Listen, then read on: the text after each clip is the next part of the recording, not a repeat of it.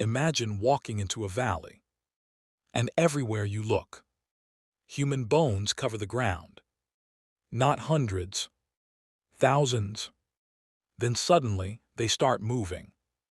One day, the Spirit of God took the prophet, Ezekiel, to a strange place.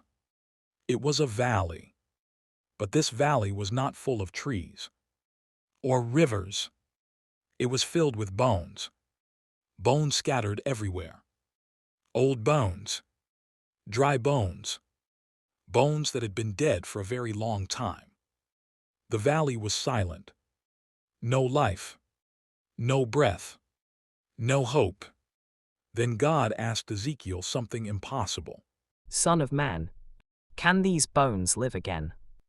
Ezekiel looked across the valley. He saw nothing but death. He answered carefully. Sovereign Lord, only you know.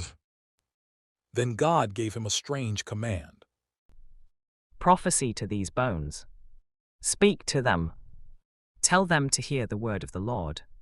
So Ezekiel obeyed.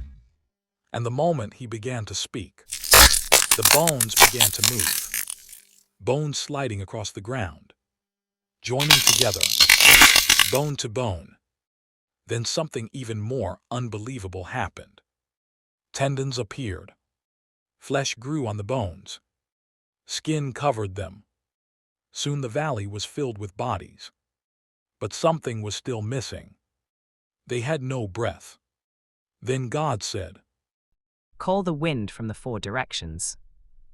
Breath enter them. So Ezekiel spoke again. Suddenly, breath entered their lungs. Their chests began to rise. Their eyes opened. They stood up.